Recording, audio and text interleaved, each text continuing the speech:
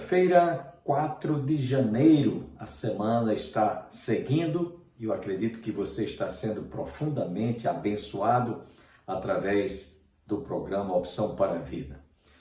Nesta manhã você estará ouvindo dentro de instantes o reverendo Hernandes Dias Lopes trazendo uma palavra muito importante sobre valores que nós devemos cultivar em nossas vidas. Ouviremos também ainda uma palavra muito importante para o seu coração, ministrada pelo pastor Antônio Júnior. Antes, porém, desejamos fazer uma oração por você que está conosco. Pai, obrigado por este momento. Abra o nosso coração e o nosso entendimento para recebermos a Tua palavra. Que cada telespectador, que cada internauta esteja receptivo para receber a Tua palavra ministrada agora pelo reverendo Hernandes Dias Lopes. Pedimos-te agradecidos todas estas bênçãos, em nome de Jesus. Amém. Quero deixá-los com o reverendo Hernandes Dias Lopes. O mundo hoje está de ponta cabeça no que tange a princípios e valores. Parece até que nós vivemos a ditadura do relativismo. O mundo hoje está tão flácido no que concerne a valores morais, que é proibido proibir. Não se trata nem mesmo de tolerância ao erro, aos desvalores da vida, mas parece-nos que estamos vivendo um incentivo ao erro. Eu diria que é uma inversão de valores. Nas palavras do profeta Isaías, é chamar luz de trevas e trevas de luz, o doce de amargo e o amargo de doce. Parece que ser hoje uma pessoa íntegra, correta, piedosa, santa, é ser um ser jurássico e até provinciano demais, ou vitoriano demais, ou careta demais, para usar uma linguagem bem popular. O que vamos fazer? O apóstolo Paulo já exortou-nos: não vos conformeis com este século, mas transformai-vos pela renovação da vossa mente. A ideia de se conformar, na língua original, é a ideia de botar o pé numa forma que está mudando todo dia e toda hora. O que era errado ontem é certo hoje. O que era vergonhoso ontem é aplaudido hoje. O que causava constrangimento ontem, hoje é proclamada à luz do sol. Se você olhar, por exemplo, o cenário da vida sexual, hoje não tem mais parâmetros. Você não consegue mais ficar com o seu televisor ligado, com a sua família, 30 minutos sem passar um constrangimento. Esta é a situação do mundo hoje. As pessoas estão buscando cada vez mais minar os alicerces, arrancar os pilares que construíram uma sociedade ordeira, respeitadora. Nós estamos vivendo esse cenário. Porém, qual é o nosso papel? É não nos conformarmos, mas sermos cada dia mais transformados pela renovação da nossa mente. Deixe-me dar um exemplo para você. Quando a cidade de Jerusalém foi cercada pela Babilônia, no ano 606, foi o primeiro cerco, levaram para lá alguns filhos dos nobres de Jerusalém. Dentre eles estava Daniel e seus 3 amigos. Nabucodonosor, como estadista, em vez de botar esses moços na prisão, colocou-os no palácio. Prometeu-lhes a melhor escola, com tudo pago, com mesa, com as iguarias mais finas, com o melhor vinho da Babilônia. Porém, aquela comida toda era sacrificada aos ídolos. E primeiro trocaram os nomes dos meninos de nomes ligados ao Deus de Israel, às divindades pagãs da Babilônia, numa espécie de dar um banho de cultura babilônica neles. Eles tinham que deixar para trás seus valores, seus princípios, sua fé, sua religião, e mudar completamente a mente, com outros princípios, outros valores, outras crenças. Diz a Bíblia que Daniel resolveu firmemente no seu coração não contaminar-se. Porque ele resolveu firmemente no seu coração não se contaminar, Deus o honrou. Eles foram encontrados, Daniel e os seus amigos, 10 vezes mais sábios do que os sábios da Babilônia, e Deus os colocou em lugares estratégicos no governo da Babilônia. O segredo não é você perder a forma, ficar amorfo, se conformar, mas o papel seu é resistir a esta onda de relativismo que vai destruindo as bases da família, que vai desconstruindo os valores da sociedade, que vai jogando todo mundo nesse fosso do relativismo moral, que desemboca na depravação moral. Nosso papel é não nos conformarmos. Nosso papel é sermos transformados de glória em glória na imagem de Cristo. Só assim teremos famílias sólidas e uma nação ordeira. Que Deus nos ajude a lutarmos por esse ideal. Porque hoje, não amanhã, hoje é dia de buscarmos novos valores morais, grandes princípios espirituais.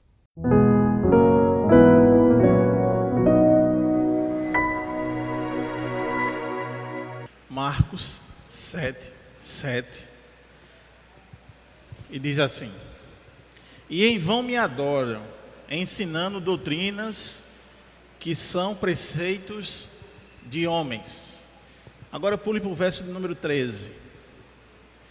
Invalidando a palavra de Deus pela vossa própria tradição, que vós mesmos transmitistes, e fazei muitas outras coisas semelhantes. Meus irmãos, nessa noite nós vamos entender um pouco sobre as perfeições das Escrituras. E, para tanto, a primeira coisa que acho fundamental é saber que desde o princípio da igreja, e o que nós estamos fazendo aqui é algo fundamental. Alguns homens conhecidos na história contribuíram para a solidificação da doutrina ao longo do tempo. Homens como Jerônimo, Agostinho, Gregório de Naziano, João Crisóstomo, Teodoro de Mopsuestia e entre outros. Cristãos com muita sede da palavra de Deus e que buscavam na exegese, línguas originais, o sentido original ou o sentido literal. A real intenção do texto, a memorização, a valorização do texto e sua relevância para a alma. Então, era de grande importância que as mentes dos cristãos dos primeiros séculos fossem dirigidas justamente por aquilo que é a verdade. Então, os pais da igreja eram homens que foram marcados pela piedade e exegese, e também a exegese e piedade, com uma paixão intensa pelas Escrituras e sua vivência pastoral prática. Mas eu quero também iniciar esse estudo dessa noite dizendo que existem várias problemáticas em cima justamente das Escrituras. E uma recorrente que podemos citar aqui é o abandono daquilo que é a causa primária da voz de Deus e as primícias da sua vontade. E as principais causas para o abandono das Escrituras são 3: o tradicionalismo, o emocionalismo e o racionalismo. Dentro dessas 3, sabemos que ela faz parte da nossa vivência e do entendimento do conteúdo bíblico. Mas a degeneração do tradicionalismo, a degeneração do emocionalismo e a degeneração do racionalismo fez com que surgissem várias deturpações. E para isso, então, alienaram aquilo que é a perfeição das Escrituras. O tradicionalismo, que é a degeneração da tradição, foi um dos grandes problemas enfrentado, por exemplo, pelo Senhor Jesus. A religião judaica havia se tornado uma religião incrivelmente tradicional ou tradicionalista. No período do silêncio de Deus, os judeus, já no 2º século a.C., produziram uma infinitas obras, né, de tradição baseado nas interpretações da lei, conhecida como a Misná. Elas guardavam demais, né, ou proporcionavam uma guarda maior pelos escribas e fariseus da lei. Elas foram registradas no século 4 e 5, passando a ser conhecidas como Talmud. Então, a interpretação judaica oficial do Antigo Testamento até o dia de hoje é conhecida como Talmud. Então, muitas dessas tradições judaicas, elas eram, entretanto, distorcidas do ensino do Antigo Testamento. Mas o que é que aconteceu com essas traduções, ou essas tradições, ou Talmud? Elas tornaram-se tão autoritativas que suplantaram a autoridade do Antigo Testamento. Jesus acusou severamente os escribas e os fariseus da época, dizendo, o texto que nós lemos, versículo 7, sua adoração é uma farsa, pois ensinam doutrinas humanas como se fossem mandamentos de Deus. Então, essa correção de Jesus é diretamente a tradição ou tradicionalismo judaico. Amém, meus irmãos? Entenderam? Essa fala registrada por Marcos de Jesus é uma exortação ao tradicionalismo judaico. E essas palavras de Jesus, elas são muito pesadas, e a gente tem que ter cuidado para não confundir a adoração a Deus com tradição judaica, porque isso foi condenado por Jesus, e esse texto prova isso. Sua adoração é uma farsa, pois ensinam doutrinas humanas como se fossem mandamentos de Deus. Ainda Jesus foi claro sobre o dano que a alienação da tradição traz à vida da pessoa, no versículo 13, anulando a palavra de Deus a fim de transmitir sua própria tradição. E esse é apenas um exemplo entre muitos outros. A degeneração do tradicionalismo não é a única causa da deturpação do Evangelho, porque a gente ainda tem o famigerado movimento da fé. O movimento da fé embaraçou todo o conteúdo teológico produzido ao longo da história.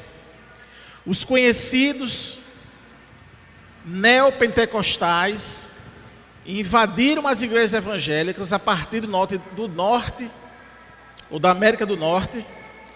As origens da mensagem do que a gente chama de teologia da prosperidade, elas se localizaram nas ideias de pastores americanos ligados a igrejas pentecostais, entre as quais está o fundador desse movimento, chamado Kenyon, e o outro, muito conhecido no Brasil, Kenneth Hagin. Esses dois foram os pioneiros ao chamado movimento da fé, ou os neopentecostais, ou a teologia da prosperidade. E um dos versículos bíblicos mais citados, por exemplo, por Kenneth Hagin: por isso vos digo que todas as coisas que perdides orando, crede e receber, e tê-las eis. Então, o fracasso e a pobreza financeira, nesse tipo de pensamento teológico, são atribuídos à falta de fé do indivíduo.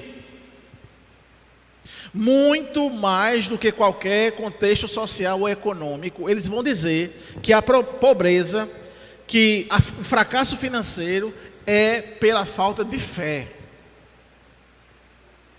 E aí a fórmula para que isso reverta-se em fé está justamente no apelo pelo dízimo e pelas ofertas, que se estende como uma expressão de fé de quem doa. Ou seja, na ideia do neopentecostalismo, você tem que doar aquilo que tem e o que não tem, para que você mostre para as outras pessoas, para você mesmo e para Deus que você tem fé. É por isso que quando você abre na sua televisão ou no YouTube algum vídeo de alguma igreja neopentecostal, você vai ver que na maioria do tempo que eles estão pregando ou falando para o público, eles falam em dinheiro.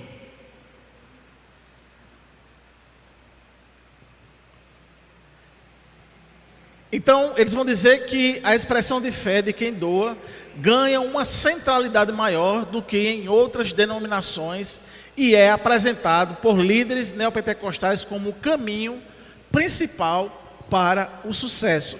É outro apelo da igreja neopentecostal, do movimento da fé ou do neopentecostalismo, é de que você na igreja tem que galgar sucessos. E aí eles se baseiam justamente nisso. Mas trocando em miúdos, para que a gente entenda nessa introdução o que é o neopentecostalismo, eles se fundamentam em 3 pilares: confissão positiva, saúde plena e riqueza material. São essas 3 bases do neopentecostalismo, do movimento da fé, que a gente vê em muitas igrejas na televisão e até mesmo aqui por perto. E ainda para completar esse bolo indigesto dos movimentos heréticos e ofensivos, temos as mais variadas seitas espalhadas pelo mundo. Uma das seitas, ela baseia a sua confissão obrigando a pessoa a guardar o sábado como algo determinante para a sua salvação. Complementa também com uma observância na dieta e profetiza na sua conjuntura teológica. E essa profetisa elaborou alguns livros que continham possíveis datas da volta de Cristo. Ainda outra seita se baseia sua salvação em um programa de visita em casas.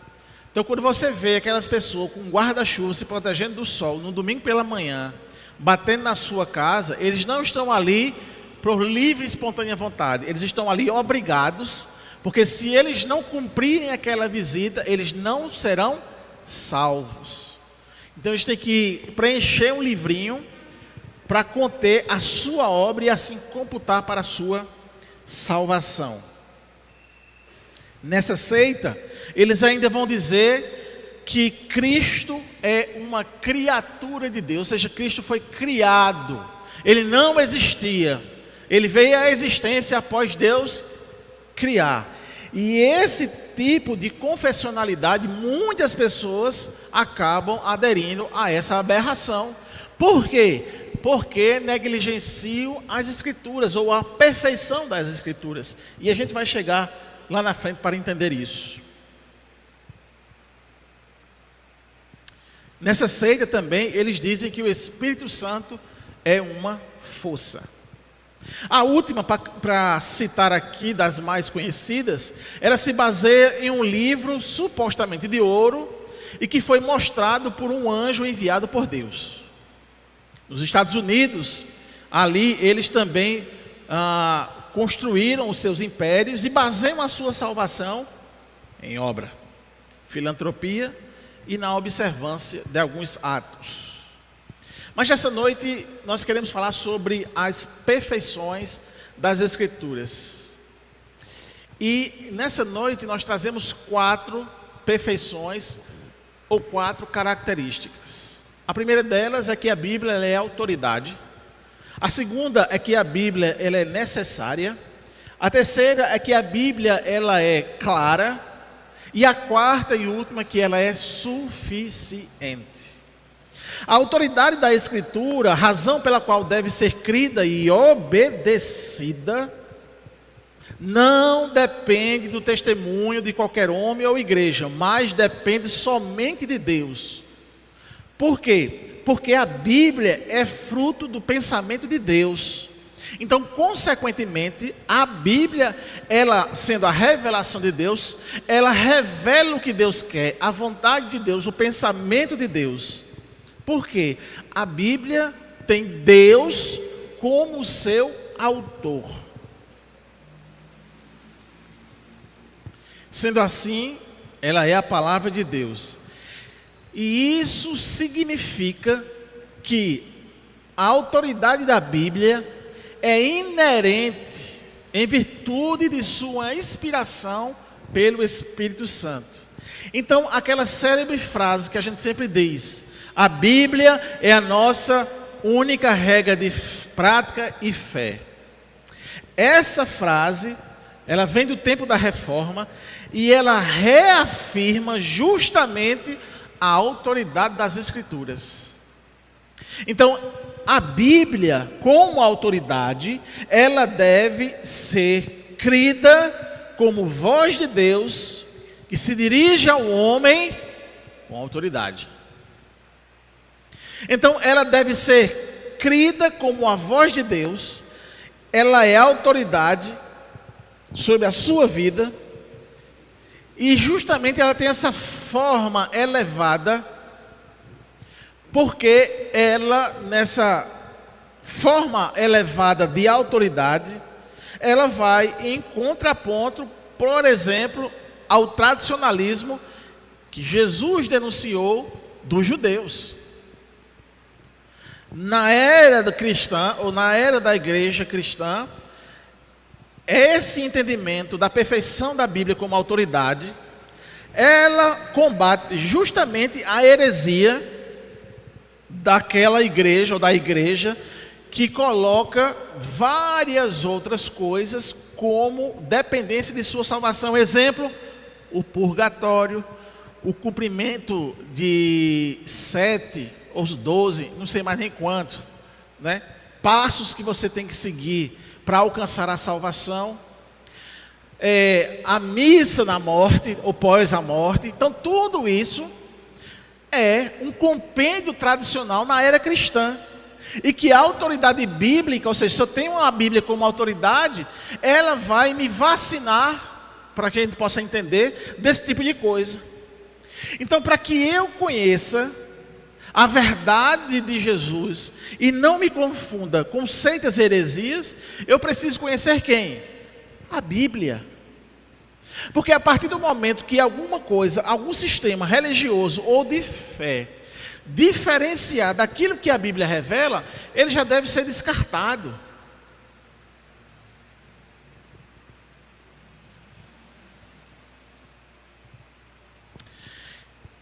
Então, essa realidade e a aceitação da autoridade das Escrituras, né, ela tem essa forma elevada, porque ela foi esse contraponto do tradicionalismo que havia implantado várias aberrações no cristianismo.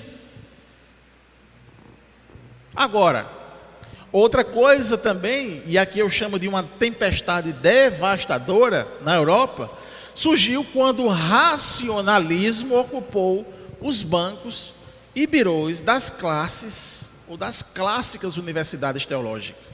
O racionalismo secular se tornou a autoridade também para muitos. Então, assim como muitos têm o tradicionalismo como autoridade, muitos têm o racionalismo como autoridade.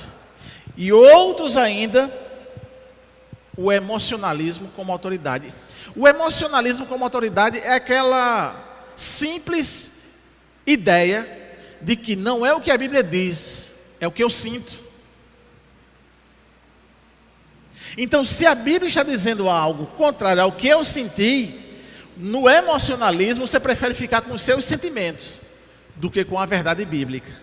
Então, por isso que é importantíssimo, fundamental, falarmos sobre a autoridade das Escrituras, para de uma vez por todas nós plantarmos ou fincarmos os pilares daquilo que é verdade para nós, em detrimento do tradicionalismo, em detrimento do racionalismo, em detrimento do emocionalismo. A Bíblia, ela é a primeira e única e a última palavra de Deus. É de fundamental importância mantermos a autoridade das Escrituras para construir uma doutrina saudável e verdadeira. Mas outra perfeição das Escrituras, ou outra característica que a gente pode citar aqui esta noite, é a necessidade dela. Certa vez, eu testemunhei uma pregação no domingo à noite, cujo tema e o conteúdo da pregação nessa noite era baseado no livro de Augusto Cury. Eu vou repetir. Domingo à noite, numa igreja, num culto público, a mensagem da noite foi baseada num livro de Augusto Cury.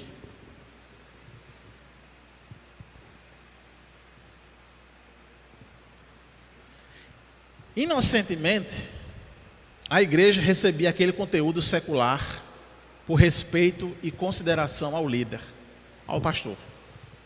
Haja vista, somos levados a essa consideração ao pastor da igreja. Mas essa ilustração, presta atenção, irmãos, essa ilustração não é para trazer algum demérito ao pastor. Não é esse o meu objetivo. Até porque o mesmo foi uma bênção. Mas é algo para se pensar seriamente quanto nós necessitamos, e há uma necessidade de fato das Escrituras. Se o conteúdo da mensagem não é bíblico, mas secular, isso quer dizer que a Bíblia não é necessária para o provimento de alimento ao rebanho, e que eu posso alimentar o rebanho com lixo, com esgoto ou com outra porcaria qualquer. Essa característica, essa perfeição de que a Bíblia é necessária, faz-nos entender que eu não posso colocar outro conteúdo para alimentar um rebanho, porque qualquer outro conteúdo eu adjetivo aqui como lixo, como esgoto, que mata. É o puro veneno. O texto clássico, aqui já lido em outros estudos, Timóteo, 2 Timóteo capítulo 3, verso 16, é a máxima dessa necessidade das Escrituras, porque Paulo vai dizer para Timóteo que ela é útil. Ela é útil para corrigir, para redarguir, para instruir, para repreender. Ou seja, Paulo está dizendo a Timóteo que essa palavra, além de ser inspiração divina, ela tem uma utilidade, ela é necessária para a igreja. Agradecemos a você, internauta da TV Master, TV a cabo Canal 20. Espero em Deus que você tenha sido profundamente enriquecido e abençoado através da palavra ministrada pelo pastor Antônio Júnior. Até amanhã, se Deus assim nos permitir.